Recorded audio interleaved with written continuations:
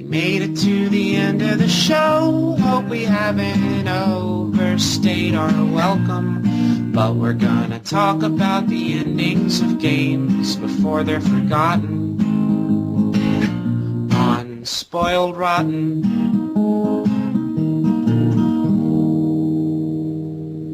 That's so nice. I think these are gonna have a nicer tone to them as a result. Even if we hate a game, we start off with that. It's like, oh, that's... If we had this when we were talking about Dark Void, it would be a lot more positive. Yeah, it would be hard to just eviscerate it. That's young Griffin McElroy on guitar and Vox. So and I guess he wrote it too. He's an audio engineer. So guys, you die at the start of Mass Effect 2. You die at the start. And you really shouldn't listen to this podcast, by the way, if you haven't played the game. Seriously. If you're a paraplegic who had your nurse start it for you, like flip out of the chair and get over and hit the stop button. Not even if you weren't planning on buying it, because one day you will want to play it. One day you'll realize the error of your ways. Yeah. I mean, you'll probably be 50, maybe 55. You're retired. You're taking some continuing education courses, and you're studying video game history. And they're going to bring up Mass Effect 2 as one of your assignments, and you'll play it then. And you'll regret listening to it. So anyway, so you died at the beginning of Mass Effect 2. Did you guys all imported characters, right? Yep. Yeah. And you know what? They handled it so well. That could have been terrible. That could have been a real Metroid moment where it's like, oh, I lost my powers. But you know what? They did a really good job. So what's your shepherd's name? Darium. Darium. Justin. Justin Shepard. Just like you are the guy who's like you are playing a fantasy RPG and you're like I'm going to call my character Bob. No, like, I'm the guy who says I'm playing a fantasy RPG. I want to call my character Justin.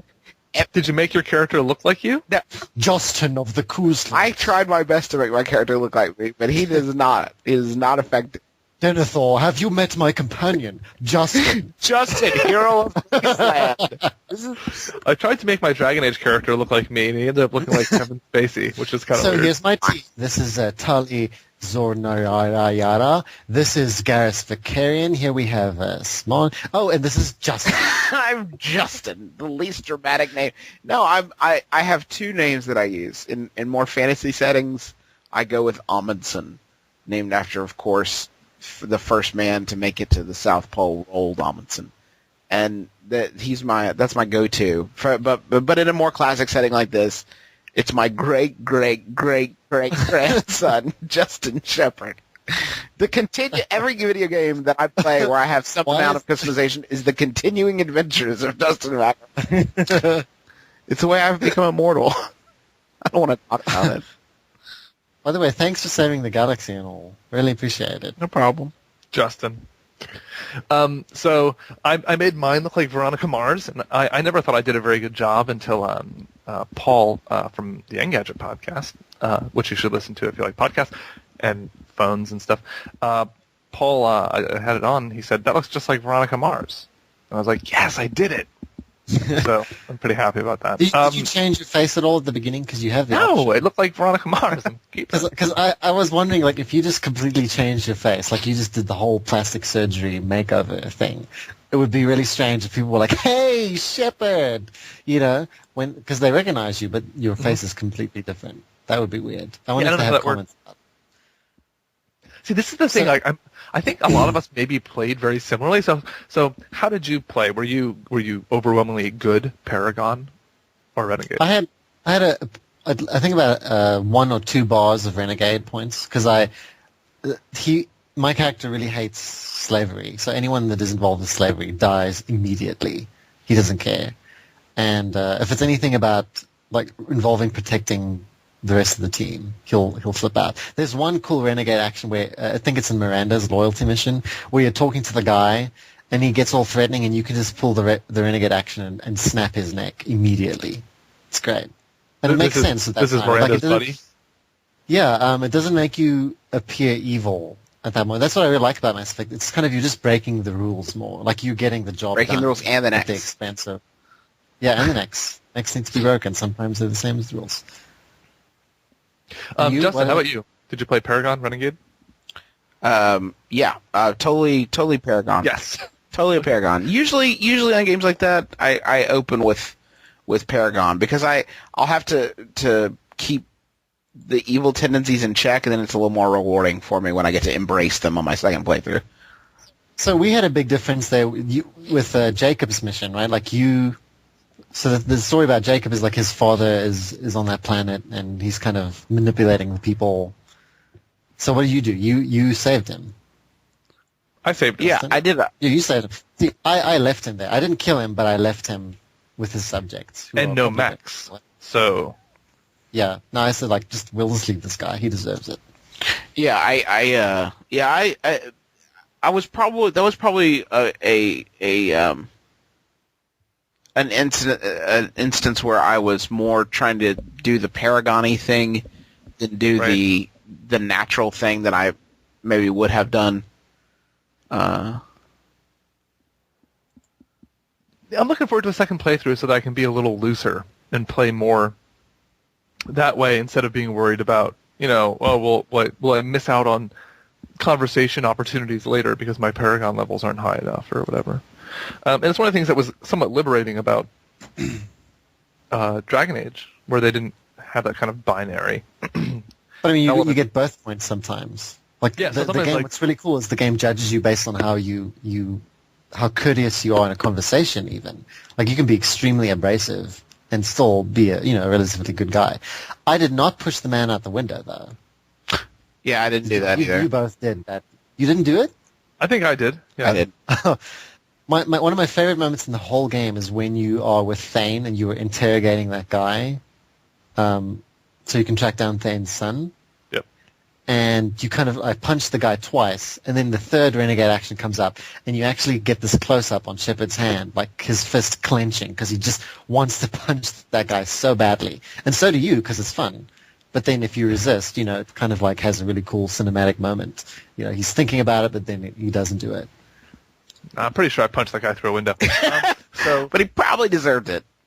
He's a bad guy. How about Grunt's mission, where the main guy from the Rysar clan, whatever they're called, he comes out and he's all yelling and he's a big Krogan jerk.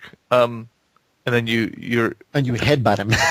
Well, you're supposed to shoot the thing underneath him, and I found that. Oh, that's Morden's Quest, I think. Oh, was it Morden's Quest? Yeah, with the hospital. So I played through it twice, and what happened the first time? I died shortly after I just restarted. So what happened the first time is I was like, wait, I have to do this renegade action? It's not giving me a choice, and I waited and I waited and I waited and I waited and I waited, and finally I was like, okay, I guess I have. And I got Paragon points for doing it. And I was like, that's kind of weird. And then I died, so I did it again. And I was like, I'm not going to wait 40 seconds. I'm just going to pull the trigger now. So I hit the Renegade trigger again, shot the gas tank, it blows up, and I got all Renegade points. So they allotted you points depending on how long you waited. And if you waited until the way end and realized that this was the only solution, you got Paragon points. But if you jump in and do it right away, get Renegade How points. Weird. Yeah, that's really neat. Didn't you think it's strange that you could finish the game and just not wake Grunt up at all? Yes, I do. And Alexander was telling me that if you don't activate Legion, you can just straight up sell him to Cerberus. Really? Yeah. For money. See, I want to do all that stuff on another playthrough. Also, you can get rid of Samara and get her evil daughter, Morinth, which is kind of weird. Yeah, that's kind of like an 11th hour party member that you can get, right at the edge of a quest there. Kind of strange. Yep. So because it's a character that they wrote, and because it's a binary choice, it's a character you will not get to know. Right. Which means when I play it again, I want to get that character so I can talk to her. Right. She's a creep, though. Yeah, she's weird, but she's hot. Did you guys get a lot of Chivos on your first playthrough? I missed some of the different... I wasn't going for them until at the way end when I realized, I'm not doing any of this stuff. I should probably try. So things I did do was the Brawler, which is the push and shoot, Left 4 Dead style. Yeah, I didn't get that one. I got that one. I got the Incinerate one way at the end when I started trying to go after Letty, them. did you say you didn't get that one? No, I didn't get that one. But I mean, I was playing Infiltrator though. Like I was hanging back almost all the time. Right. You know, when I got it, I did this one. I did this one intentionally, but when you're fighting husks, I was about to say, I got it Husks exclusive. you push them and then you shoot them once with a pistol. Also, Husks, by the way, I died more in that game fighting Husks than anything else. They kind of roll up on you, don't they? They roll pretty deep, and they.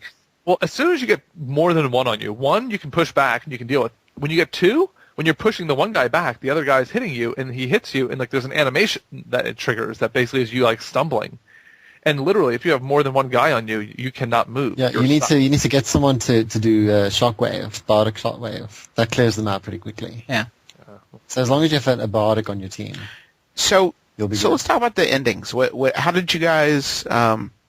Chris, I knew you were telling me that on your first playthrough, Legion died. Yeah, so I started, and the suicide mission, there's, 3 stages of it, I guess? And so you have to make choices about who you bring and what you do on your different stages. So so the first one, you have to pick a fire team leader and then pick a tech specialist. So I sent Legion as a tech specialist because he's a robot. Right. And then I sent Zaid as my fire team guy. They said that they wanted a leader, and, I would have sent maybe, what's her face? The robo chick who always talks about how perfect she is. Tali? No, the genetically engineered. Miranda. Yeah, I use Miranda. So I was going to send her, except I really wanted to keep her on my team so I can get some more of these Chivos, like the warp. So putting teammates' lives on the line for Over Chivos, right. That's cool. So I sent really Zaid, and Legion got killed. I guess the logic being that Zaid didn't have enough leadership experience, even though the dude's been running mercenary troops forever. So I went back, replayed that first segment, and did it with Garrus, and Legion survived. And the other 2 segments were fine. I didn't lose anyone. And then you make the final decision at the end, which I'm not really happy with. Meh. You didn't do I found this really funny. You were upset about it, but it was just because you felt like you didn't do the right thing. I let my team down. They were all upset. Everyone was upset. So nobody thought it was a good decision except for the elusive man.